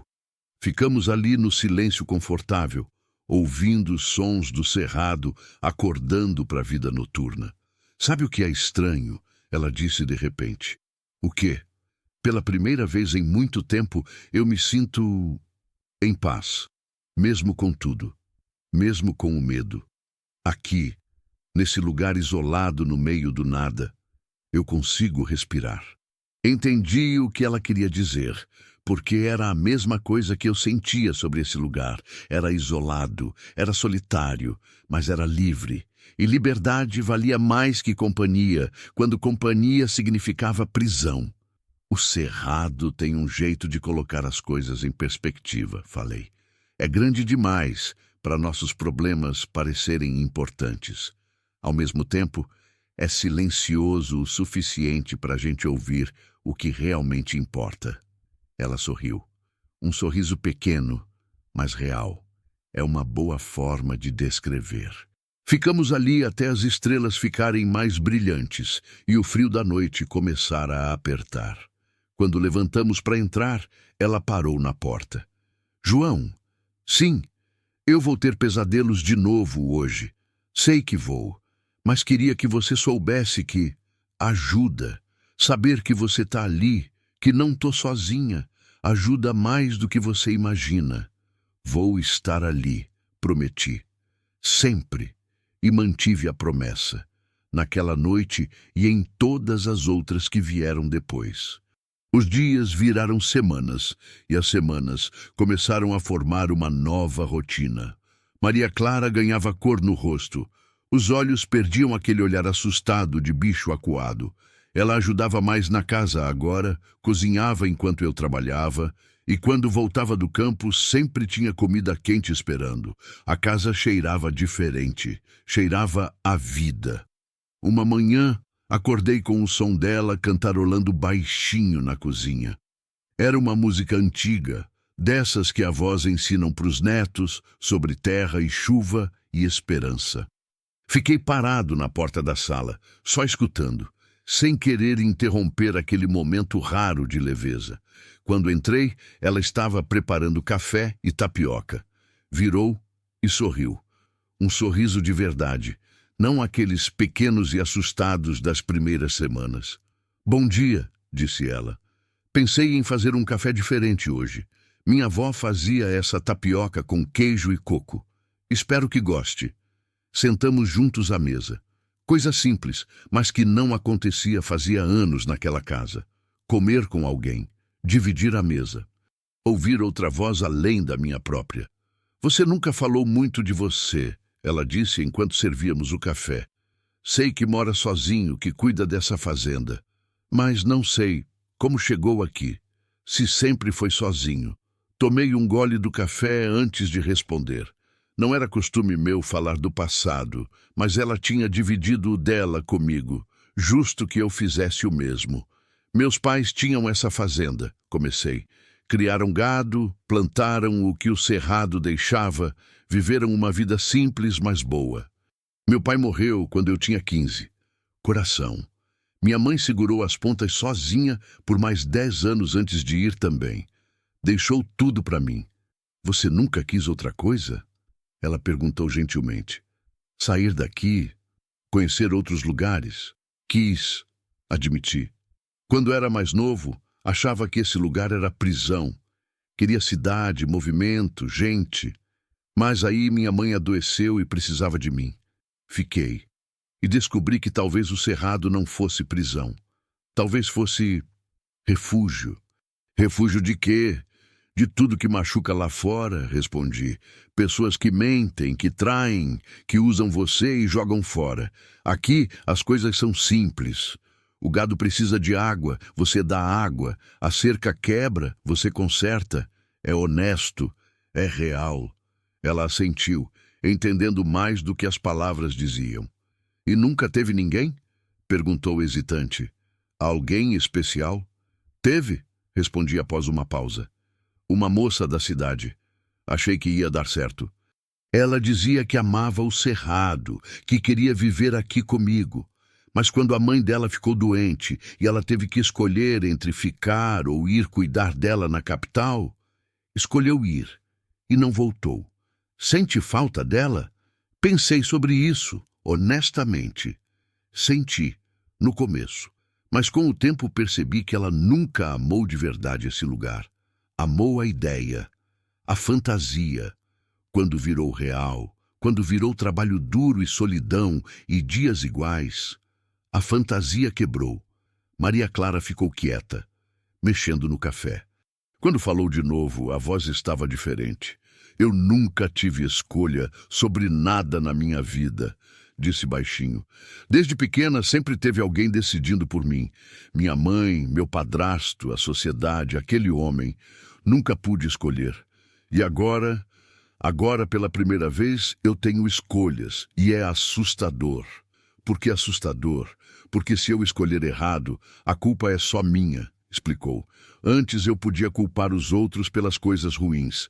Agora não posso mais. Estendi a mão pela mesa e toquei a dela, gentil, sem pressão. Você vai escolher certo, disse, porque agora você está escolhendo por você, não pelo que os outros querem, e isso faz toda a diferença. Ela virou a mão e segurou a minha. Seus dedos ainda eram finos demais, mas não eram mais só osso. Tinham ganhado um pouco de força, um pouco de vida. Obrigada por me dar esse tempo, sussurrou. Por me deixar descobrir quem eu sou, sem ninguém dizendo quem eu deveria ser. Ficamos assim por um momento.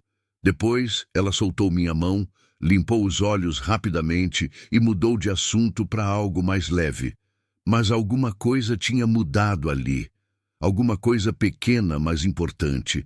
Naquela tarde, enquanto eu consertava a cerca do Pasto Sul, vi ela caminhando pelo cerrado. Devagar, ainda cuidadosa com os pés que estavam sarando. Parava de vez em quando para tocar nas árvores tortas, para sentir o capim seco nas mãos, para olhar o céu enorme que se estendia sem fim. Parecia que estava se reconectando com alguma coisa que tinha perdido, ou talvez descobrindo pela primeira vez. Quando voltei para o jantar, ela tinha feito arroz com pequi, fruto típico do cerrado que ela tinha aprendido a preparar depois que mostrei como tirar sem se furar nos espinhos internos. Ficou bom? Perguntou ansiosa quando provei. Ficou perfeito, respondi honesto. Minha mãe fazia assim. Não comia isso fazia anos. Ela sorriu, orgulhosa. E naquele momento simples, comendo arroz com pequi na cozinha pequena daquela casa isolada, senti algo que não sentia fazia muito tempo. Senti que não estava mais sozinho. E pela primeira vez em anos, isso não me assustou. Pelo contrário, pareceu certo. Como se fosse assim que as coisas sempre deveriam ter sido. À noite, sentamos na varanda como tinha virado costume. As estrelas brilhavam fortes. A Via Láctea cortando o céu como um rio de luz. Maria Clara estava enrolada num cobertor, mesmo não estando tão frio assim.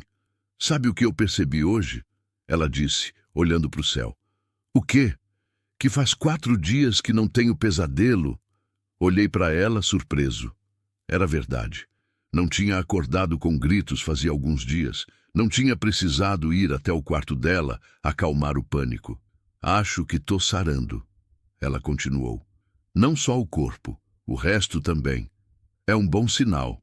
É, concordou. Mas também é assustador. Porque significa que logo vou precisar decidir o que fazer. Para onde ir? Como viver? Não posso ficar aqui para sempre. A frase ficou pendurada no ar como pergunta não feita. Pode ficar o tempo que precisar. Repeti o que tinha dito antes. Não tem pressa. O cerrado ensina paciência, ensina que as coisas têm o tempo delas. Ela me olhou de lado, aqueles olhos escuros brilhando na luz fraca da varanda. E se eu quiser ficar? Perguntou baixinho. Não por medo, não porque estou fugindo, mas porque escolho ficar. Meu coração bateu mais forte. Não esperava aquela pergunta. Não tão cedo. Aí você fica, respondi simplesmente. Se for sua escolha. Se for o que você realmente quer. Como eu sei o que realmente quero? Você escuta, falei. Escuta o que seu coração diz quando está quieto. Quando não tem medo gritando mais alto. Quando é só você e a verdade. Ela ficou em silêncio por um longo tempo. Depois, assentiu devagar. Vou tentar, prometeu. Vou tentar escutar. E ficamos ali, sob as estrelas, cada um com seus pensamentos, cada um aprendendo a ouvir o silêncio que tinha entre as palavras. O cerrado mudava de cara quando a estação das chuvas se aproximava. O ar ficava mais pesado, carregado de umidade que prometia alívio para a terra rachada. As nuvens começavam a se formar no horizonte todo fim de tarde, grandes e escuras, carregadas de trovoadas que ainda não vinham, mas que anunciavam sua chegada inevitável. Os bichos sentiam também. As formigas construíam montes mais altos, os pássaros voavam mais baixo, e o gado ficava inquieto nos pastos. Maria Clara tinha ganhado peso. Não muito, mas o suficiente para não parecer mais um esqueleto coberto de pele. As bochechas tinham enchido um pouco. Os braços não eram mais só osso, e ela conseguia andar pela fazenda inteira, sem precisar parar para descansar a cada poucos metros. Os ferimentos tinham virado cicatrizes, marcas permanentes do que tinha passado, mas marcas que iam clarear com o tempo. Ela tinha assumido a cozinha quase completamente agora. Acordava antes de mim, preparava café, fazia comida que enchia a casa de cheiros que eu tinha esquecido que existiam. Bolo de fubá, broa de milho, doce de leite caseiro feito com leite das vacas e açúcar mascavo.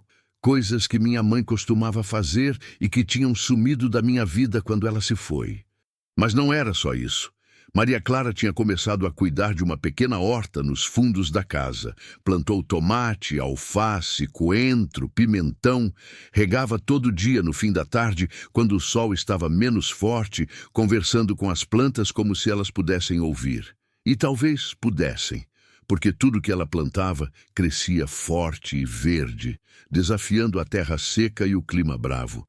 A minha avó dizia que planta sente quando a gente gosta dela, explicou um dia, enquanto eu a observava regando os pés de tomate. Dizia que conversar com elas faz crescer melhor. Pode parecer bobagem, mas... Não é bobagem, cortei. Minha mãe fazia a mesma coisa, e tinha o jardim mais bonito da região. Ela sorriu, aquele sorriso que tinha se tornado mais comum nas últimas semanas. Um sorriso que iluminava o rosto inteiro e fazia os olhos brilharem. Então deve ser verdade, disse. Mulheres sábias não mentem sobre essas coisas. Fiquei observando ela trabalhar mais um pouco. Tinha uma paz nela agora que não existia antes. Uma leveza nos movimentos, uma calma na expressão. Os pesadelos ainda vinham, mas eram raros agora. Talvez uma vez por semana, às vezes menos. E quando vinham, ela acordava sozinha, se acalmava sozinha, voltava a dormir sem precisar de mim na porta. Estava sarando, de verdade. E quanto mais sarava, mais eu percebia que minha casa não parecia mais minha só, parecia nossa. E isso me assustava e me confortava ao mesmo tempo. Uma tarde, voltei do campo mais cedo que o normal. Uma das vacas tinha aparecido mancando. Precisei medicar e deixar separada do resto do gado. Quando cheguei na casa, ouvi vozes. Não, voz. Maria Clara estava falando sozinha na cozinha. Aproximei devagar, sem fazer barulho, e vi ela mexendo uma panela no fogão enquanto falava. E aí você adiciona o açúcar aos poucos, vó. Não tudo de uma vez, senão queima. Eu sei, eu lembro. Você me ensinou quando eu tinha... Quantos anos? 7, 8. Ela pausou como se estivesse escutando uma resposta. 8. Eu queria tanto ajudar, mas você dizia que era perigoso ficar perto do fogão. Mas me deixou mexer mesmo assim. Sempre me deixou tentar, mesmo quando tinha certeza que ia dar errado. A voz dela estava suave, carregada de uma saudade doce que doía de ouvir. Sabe, vó, eu acho que você ia gostar desse lugar. É simples, é honesto. As pessoas são verdadeiras, não como na cidade onde todo mundo usa máscara. Aqui não tem onde esconder quem você realmente é. Outra pausa. Ele, o João, você ia gostar dele também. Ele é diferente, não quer nada de mim, não espera nada.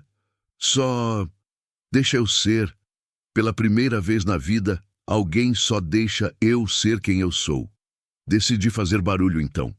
Bati a bota no degrau da entrada, alto o suficiente para ela ouvir. Quando entrei na cozinha, ela estava só mexendo a panela, as bochechas um pouco coradas. Voltou cedo, ela disse, tentando parecer casual. Vaca machucada, expliquei. Precisei medicar. Tá fazendo o quê? Doce de abóbora, respondeu. Receita da minha avó. Pensei em tentar. Não comentei sobre o que tinha ouvido. Não precisava. Algumas coisas são sagradas, e conversa com os mortos que a gente ama é uma delas. Jantamos em silêncio confortável. O doce ficou perfeito. Doce na medida certa, com canela e cravo, exatamente como eu lembrava que minha mãe fazia também. Devia ser receita que passava de avó para neta em todo o cerrado. Depois do jantar, ajudei a lavar a louça. Tinha virado costume. Ela cozinhava, eu lavava. Divisão justa. Enquanto eu enxaguava os pratos, ela secava e guardava. Nossos movimentos sincronizados de tanto repetir a mesma dança todo dia. João, ela disse de repente, a voz séria, preciso te contar uma coisa. Meu estômago apertou. Quando alguém começa a frase assim, raramente é coisa boa. Fala. Ela respirou fundo antes de continuar. Ontem, quando você foi checar os pastos do norte, eu caminhei até a estrada principal, só para ver. E tinha um carro parado lá, homens de terno mostrando uma foto para um caminhoneiro que tinha parado. Parei de lavar a louça. Virei para ela. Era sua foto? Não consegui ver direito, mas acho que sim. Estavam muito longe. Mas a forma como mostravam, o jeito que o caminhoneiro balançou a cabeça dizendo que não tinha visto. João, eles ainda estão procurando. Depois de tanto tempo, ainda estão atrás de mim. Você voltou para casa logo? Sim, pelos matos, sem usar a estrada. Ninguém me viu, tenho certeza. Soltei o ar que estava segurando. Voltei a lavar a louça, mas minha mente trabalhava rápido. Quanto tempo faz que você viu isso? Ontem de tarde. Fiquei com medo de te contar. Com medo de você achar melhor eu ir embora. Para sua segurança. Larguei o prato na pia e me virei completamente para ela. Maria Clara, escuta bem o que vou dizer. Você não vai embora daqui a menos que você queira ir embora. Não porque tem homem de terno procurando. Não porque pode ser perigoso. Se você quer ficar, você fica. E eu lido com qualquer coisa que vier. Mas e se eles descobrirem? A voz dela tremeu. E se te machucarem por estar me escondendo? Eu não poderia. Ninguém vai descobrir, cortei firme. Essa fazenda tem só uma entrada e eu vejo qualquer carro chegando de longe. Você não aparece na cidade, não aparece na estrada. Até onde qualquer um sabe, eu continuo vivendo sozinho aqui como sempre vivi. Você tem certeza? Tenho, respondi sem hesitar. E além do mais, qualquer homem que força uma mulher a casar contra a vontade dela não merece encontrar ela de volta. Merece voltar de mãos vazias e aprender que gente não é propriedade.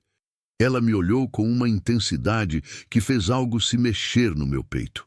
Algo que eu tinha trancado fazia tanto tempo que quase tinha esquecido que existia. Por que você faz isso? Perguntou baixinho. Por que arrisca tanto por alguém que nem conhecia? Pensei na resposta verdadeira. Porque quando te vi naquela estrada, comecei devagar. Vi alguém que tinha lutado com tudo que tinha para sobreviver. Alguém que não tinha desistido mesmo quando seria mais fácil desistir. E alguém assim merece a chance de viver do jeito que escolher, não do jeito que os outros escolhem por ela. Maria Clara deu um passo na minha direção, depois outro. Ficou tão perto que eu podia sentir o calor dela, podia ver as pequenas manchas douradas nos olhos castanhos. Eu escolho ficar. Ela sussurrou. Não porque tenho medo de ir, não porque não tenho para onde ir, mas porque aqui, com você, nesse lugar isolado no meio do cerrado, eu encontrei algo que nunca tive antes. O que você encontrou? Perguntei, minha voz saindo mais rouca que o normal. Paz, respondeu. Liberdade e lar. Ela levantou a mão devagar e tocou meu rosto. O toque era suave, hesitante, como se estivesse esperando eu recuar. Mas não recuei. Coloquei minha mão sobre a dela, segurando contra minha bochecha. Maria Clara, comecei, mas ela balançou a cabeça. Não, deixa eu falar primeiro. Respirou fundo. Eu sei que isso é rápido. Sei que faz pouco tempo. Sei que talvez você não sinta nada além de de responsabilidade ou pena, mas eu preciso que você saiba que o que sinto não é gratidão só. É mais que isso. Meu coração batia tão forte que tinha certeza que ela podia ouvir. Também não é só gratidão, admiti baixinho. Faz tempo que não é só gratidão. Vi os olhos dela se encherem de lágrimas, mas eram lágrimas diferentes, não de medo, não de tristeza, de algo mais leve, mais quente. Então o que é? Perguntou. Não respondi com palavras.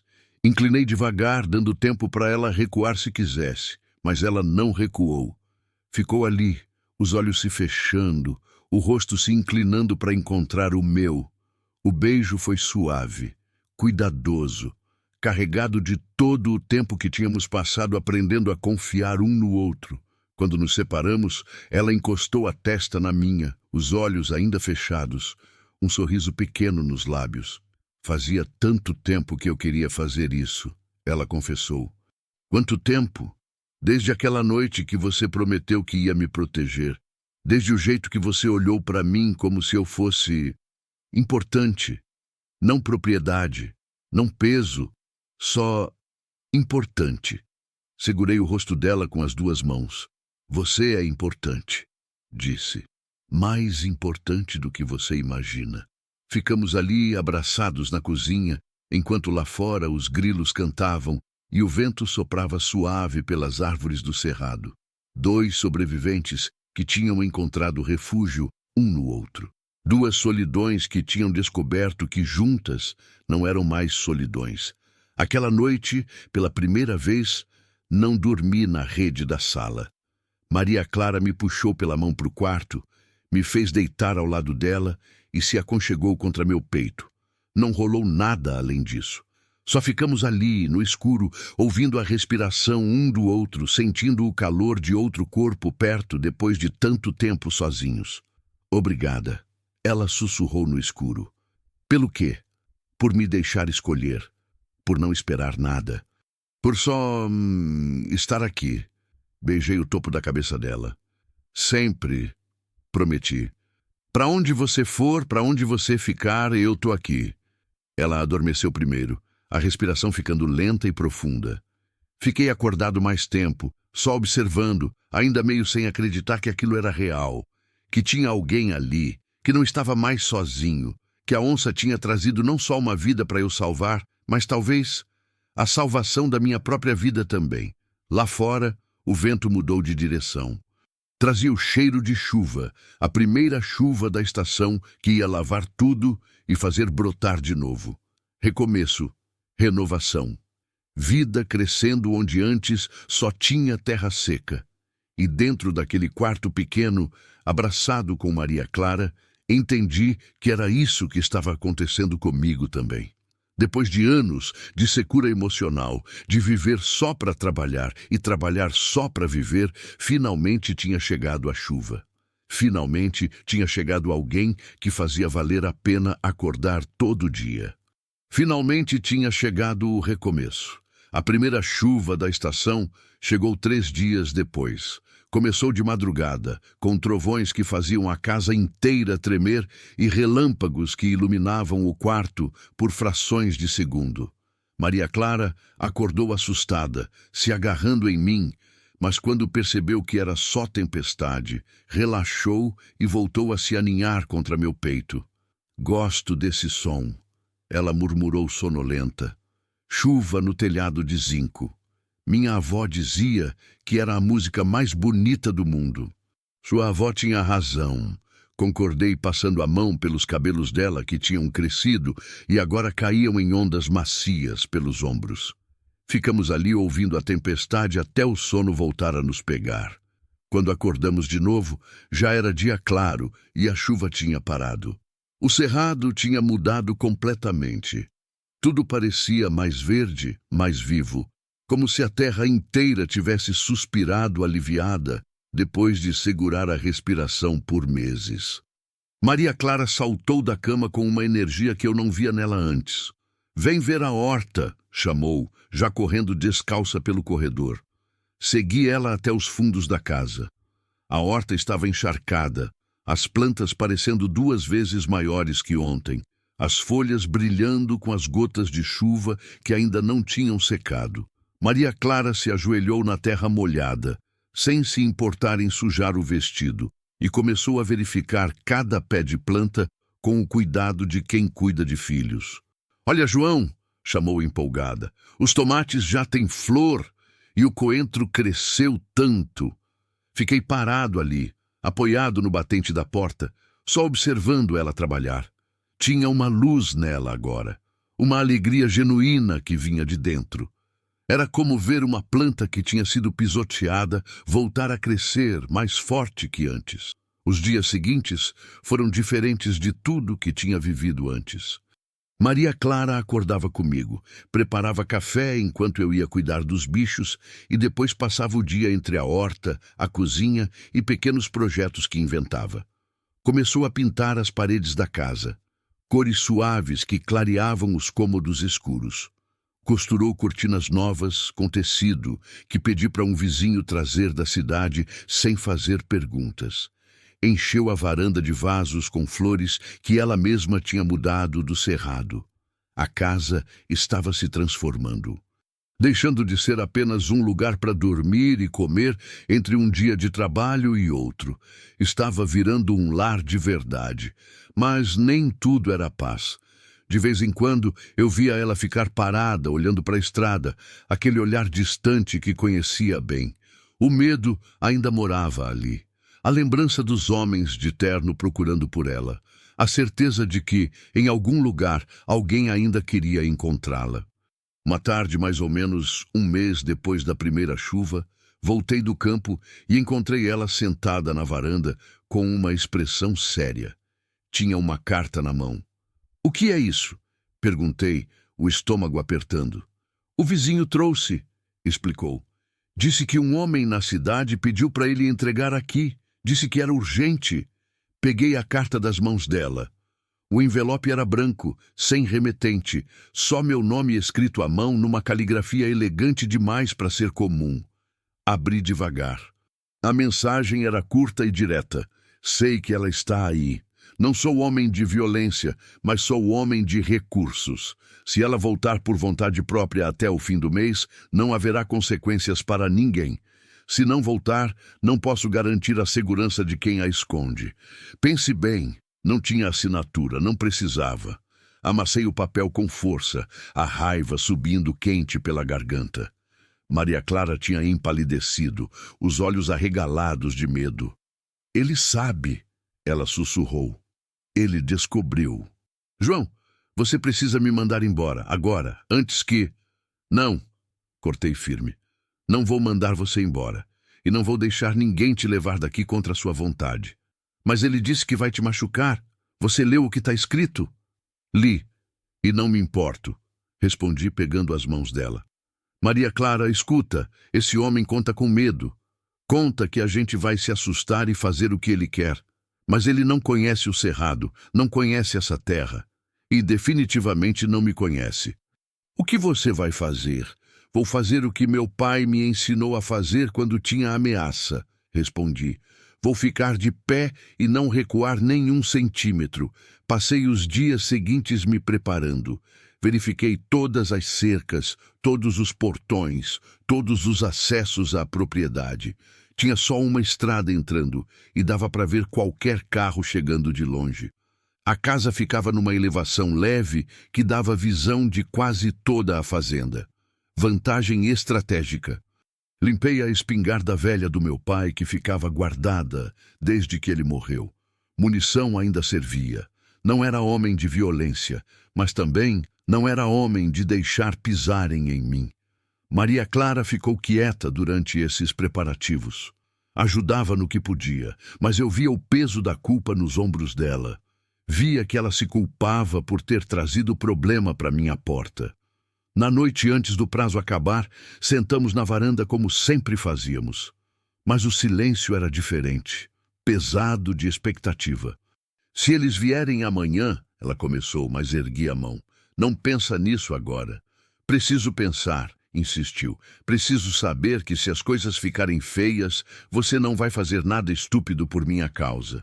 Já fiz várias coisas estúpidas por sua causa, respondi com um meio sorriso. E faria de novo sem pensar duas vezes. Ela segurou minha mão com força. Eu te amo, disse de repente, as palavras saindo num ímpeto como se tivesse segurado tempo demais. Sei que é rápido. Sei que talvez você não sinta o mesmo, mas preciso que saiba. Caso amanhã... Beijei ela antes que terminasse a frase. Beijei com toda a intensidade que tinha segurado, toda a emoção que tinha guardado, com medo de assustar ela, de pressionar, de esperar demais cedo demais. Quando nos separamos, encostei minha testa na dela. Também te amo, confessei. Acho que desde aquele dia que você acordou assustada e mesmo com medo de tudo, escolheu confiar em mim.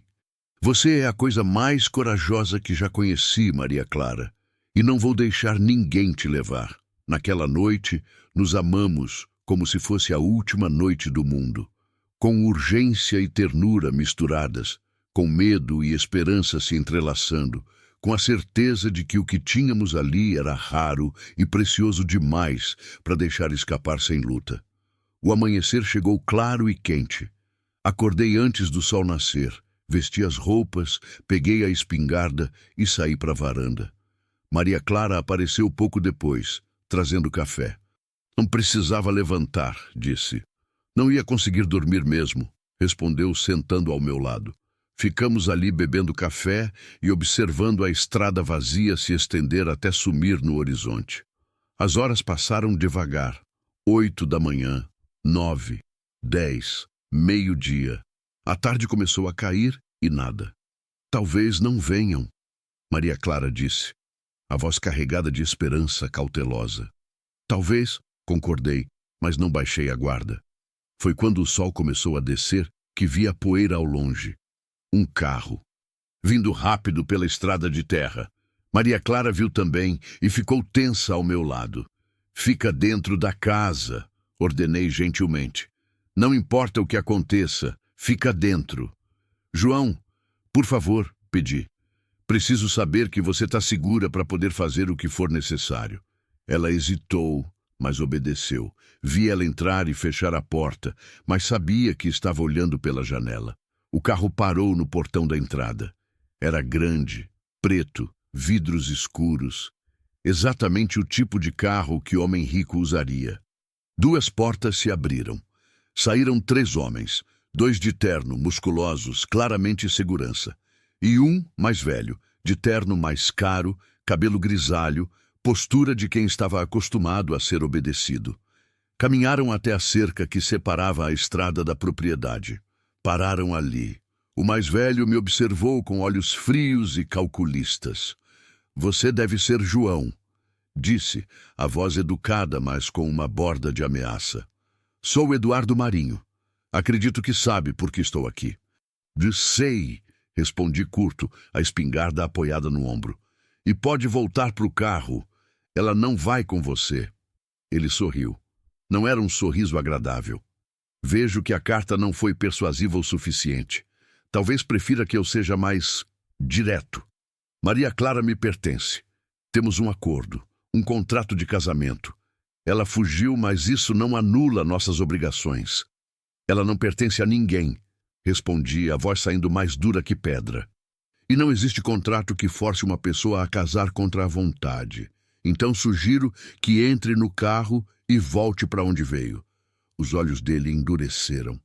Não creio que entenda sua posição aqui, rapaz. Sou homem de influência. Posso tornar sua vida muito difícil. Posso fazer essa fazenda desaparecer do mapa. Posso... Pode tentar, cortei. Mas enquanto está tentando, vai ter que passar por cima de mim primeiro. E garanto que não vai ser fácil quanto pensa. Ele estudou meu rosto por um longo momento. Depois olhou para a casa atrás de mim. Maria Clara, chamou alto. Sei que está aí. Seja razoável. Volte comigo agora e esqueça essa indiscrição. Volte e terá tudo que uma mulher pode querer. A porta da casa se abriu. Maria Clara saiu e meu coração quase parou. Tinha pedido para ela ficar dentro.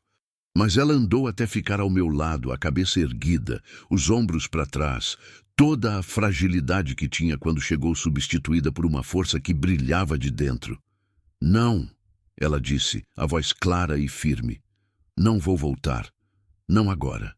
Não nunca. Você não me possui, Eduardo. Nunca possuiu. E nunca vai possuir. O rosto dele ficou vermelho.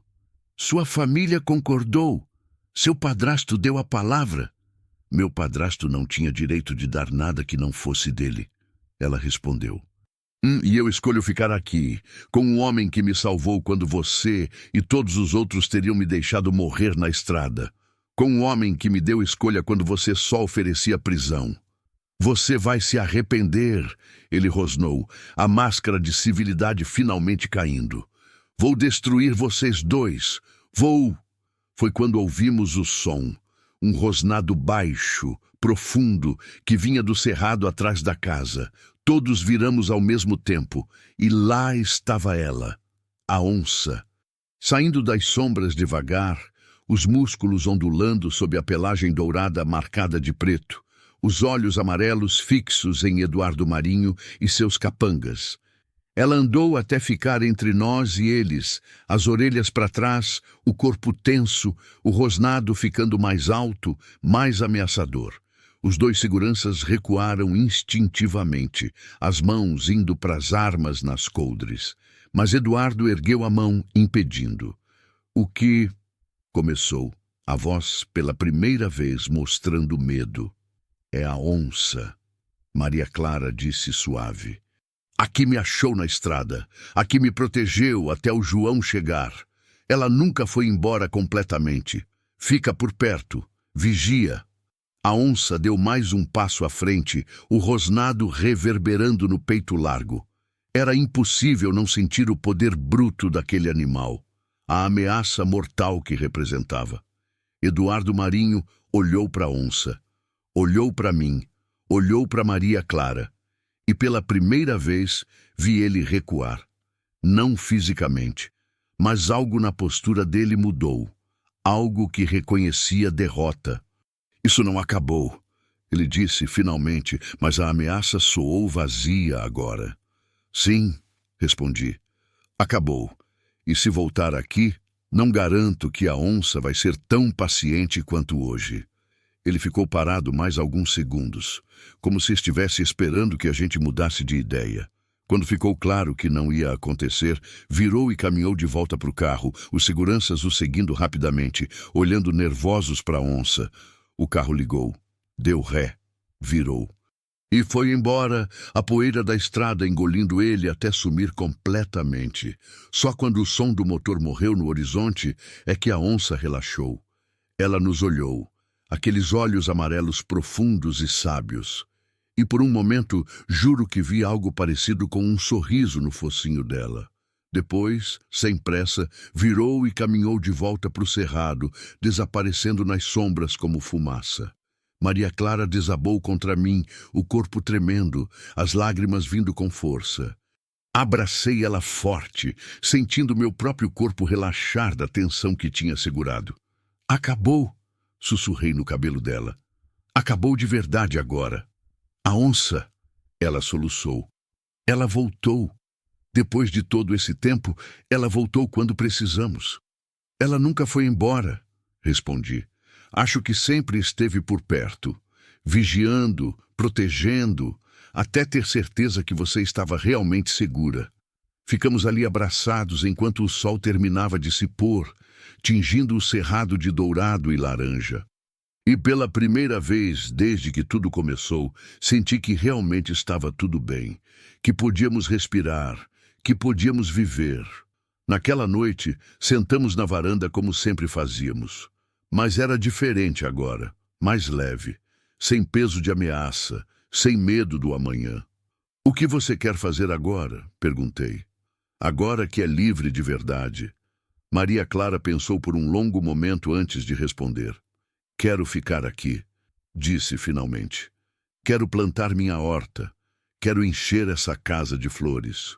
Quero acordar todo dia ao seu lado e dormir toda noite nos seus braços. Quero construir uma vida que seja minha. Nossa, tem certeza? Perguntei. O cerrado é isolado. É difícil. Não é vida fácil. Ela me olhou com aqueles olhos que tinham visto tanto sofrimento, mas que agora brilhavam com esperança. Fácil eu não quero, respondeu. Quero real, quero verdadeiro. Quero acordar todo dia e saber que escolhi estar aqui, que ninguém me forçou, que é minha decisão, minha vida. Segurei o rosto dela entre minhas mãos. Então fica, pedi. Fica e constrói essa vida comigo. Não prometo facilidade, mas prometo verdade. Prometo escolha. Prometo que todo dia você vai acordar livre. É tudo que sempre quis. Ela sussurrou. E nos beijamos enquanto as estrelas começavam a aparecer no céu escuro, enquanto os grilos cantavam sua música eterna, enquanto o cerrado respirava ao nosso redor com sua sabedoria antiga. 2 sobreviventes, 2 almas machucadas, 2 corações que tinham encontrado cura um no outro, e uma onça pintada que tinha servido de instrumento para um milagre que nenhum de nós jamais esqueceria. Ali, naquele pedaço esquecido do cerrado brasileiro, entre terra seca e céu infinito, começava uma nova história. Uma história de recomeço, de redenção, de amor que nascia da escolha livre e não da obrigação. E em algum lugar nas sombras do mato, 2 olhos amarelos observavam, satisfeitos, antes de finalmente desaparecer na noite. Sua missão cumprida, sua promessa honrada, seu milagre entregue em mãos que souberam cuidar. A onça tinha me escolhido naquele dia na estrada, e eu tinha obedecido. E por obedecer, tinha ganhado não só a chance de salvar uma vida, mas a chance de reconstruir a minha própria. O cerrado ensina paciência, ensina que a vida tem seus ciclos, que depois da seca sempre vem a chuva, que do chão rachado sempre brota semente nova, que nada está perdido enquanto ainda tem alguém disposto a cuidar. E nós 2, Maria Clara e eu, tínhamos aprendido essa lição da forma mais profunda possível. Tínhamos sido o chão rachado, tínhamos sido a seca, e agora éramos a chuva um para o outro. Éramos a semente brotando, éramos o recomeço, e era mais que suficiente, era tudo.